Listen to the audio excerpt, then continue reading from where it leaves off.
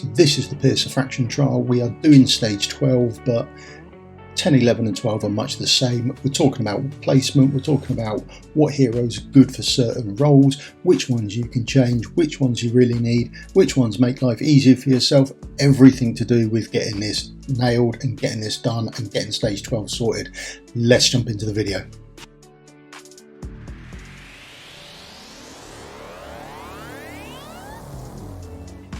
Hello and welcome, I'm Misstical, this is Misstical Gaming, we're back in the Watcher of Realms, and I thought it was about high time I went through the faction trials and started to get a couple of guides done on those. So I'm going to focus on stage 12, but essentially 10, 11 and 12 are the same map, so it's the same sort of basic premise on them. I just thought I'd focus on 12, and that way the further you progress then the easier it will be for you, or more relevant this will be. Now, quick apology, the recording has cut off the bottom of the map, but it is only sort of half the character input, so I should still be alright. And I will get myself out of the way when the run starts. Right, let's jump into it then. Right, power dominance goes off, and then we'll have a quick look at the team. Now, I've gone for without a Nyx. If you've got Nyx, then absolutely you should use her, but she's sitting up there not being used. But if you've got her, absolutely you should use her. She's just fantastic for this, and we'll sort of explain where she slots in later on. But some people won't have her, so it's sort of a little bit harder if you haven't got her, but it is still doable. So there's some changes you have to do. Let's press pause, get me out of the way. Yes, something like that I think should work. Okay, so I'm putting Theowin down. Now he's coming right at the top of the map there, coming across.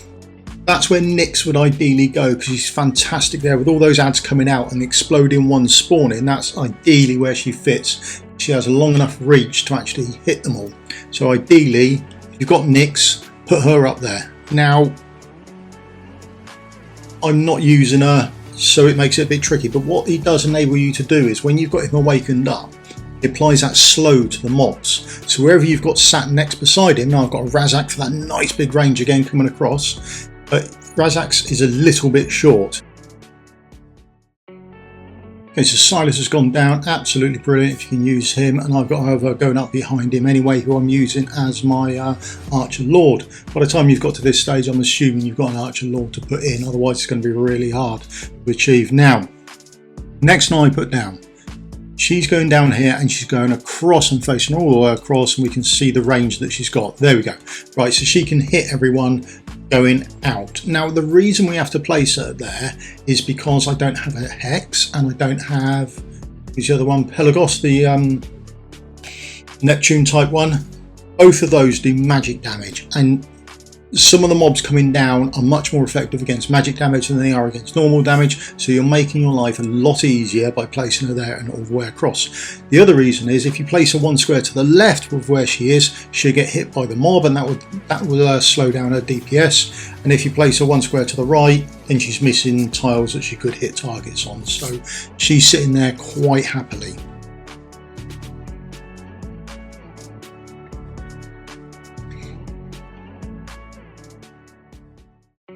Right, here we go, there's Theowin, there's Razak. They're taking care of the mobs coming down for us, they're not an issue. There's a large number of them, but you generally get them down relatively quickly.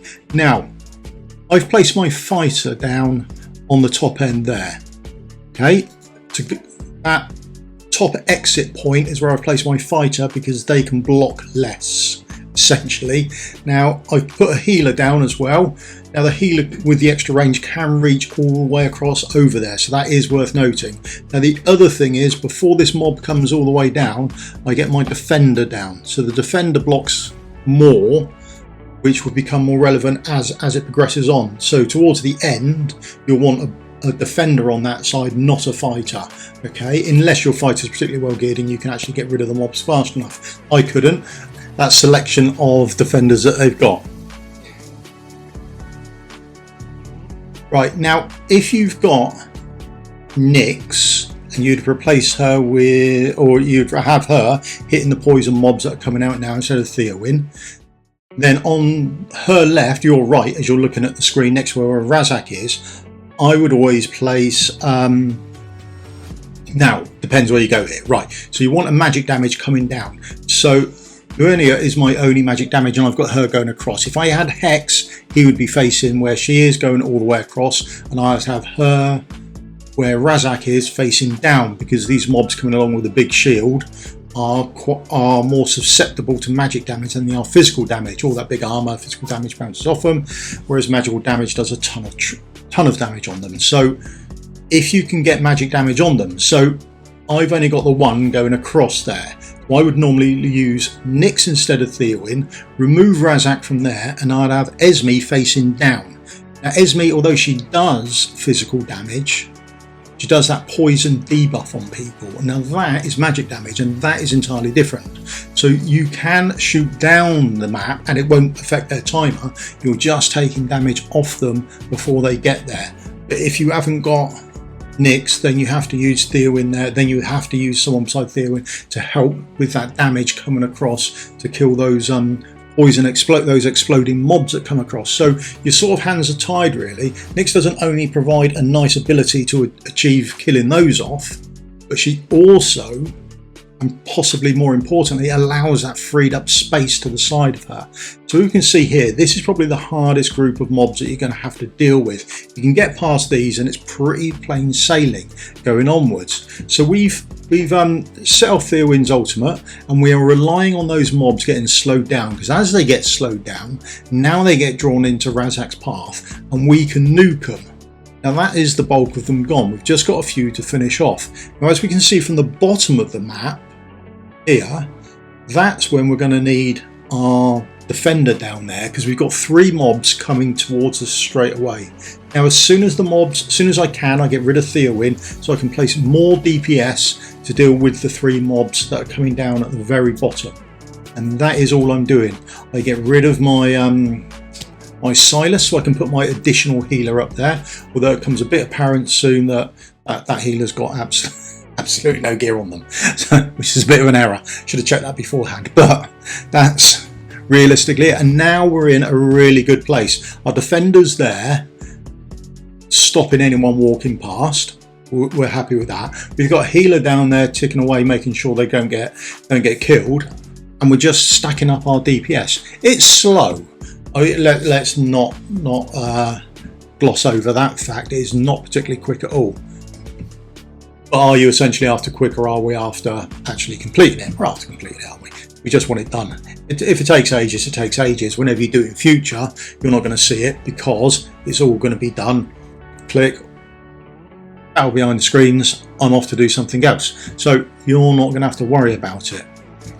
Now you've got a spare slot facing the other way, and I sort of try and mix and match here to see what people see, if anyone's actually treading onto the square with where the tank is, but they don't seem to be. So I'll put a Silas down there to see if we can sort of go across that way, but we can't. So the healer would be better off there, and yeah, then with the healer on that square, then you would have someone else to put down there. So that's essentially my sort of plan really. So I take the healer away, we put one extra up there, and yeah, it's a nice easy fight really. It's not complicated now. The 2 additional ads have gone and it is just the boss.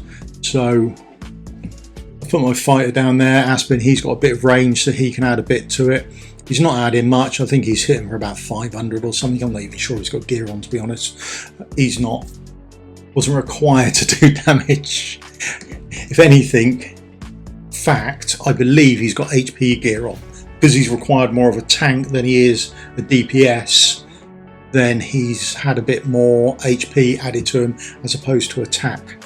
So that's it. Unfortunately, we do get the boss comes along and webs some people to stop your DPS, which is a little bit annoying, but that is about it. The other thing we now try to do is we remove the healer from the bottom side, remove Lily, so we can get the healer over there. That is about it. Just to see, just placing ads down now, just to actually go through them and to see if any could actually come across, just to see if they can. I mean, you get to this point and you think, well, I know it's going to be a win for me, but I just want to make sure, because we're on 31 out of 32. But it's just slow going. So I now remove the healer, and place down the other healer. And this is when I noticed the healing, instead of going for 22k a tick, it's now going for somewhere between 5 to 11,000 heals. So I think we might need to improve our secondary healer, but it's nothing too important. It's okay, it's fine. We've got some more DPS on the boss now, so that's all good.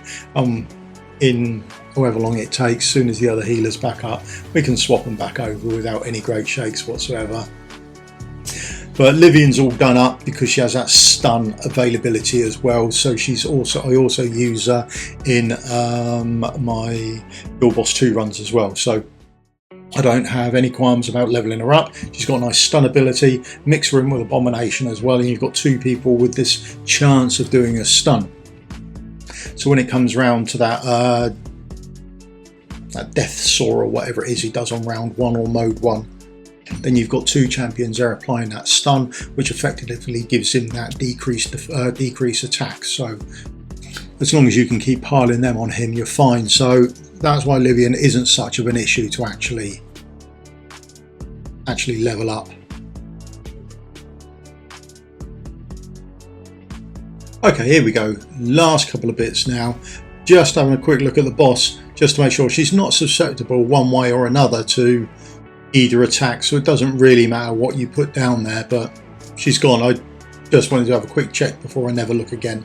That was realistically it. So that's all cleared. It's all 3 stages done. There's no nicks involved. Ideally you want a hex. He would make this a lot easier for you, and use nicks. She would make it easier for you, which is not essential to make it to get all the way through and finish that faction trial off. We want to finish them off so we can get to all the good rewards at the end, don't we? Right, let's put me back. So that was the team I ran through it with. They are all relatively well geared. The thing with the gear is, if you're using hex, you can use less gear than what you would have to put on an area. So if you're using an epic in place of legendaries that are available, expect you're going to have to put better gear on that person.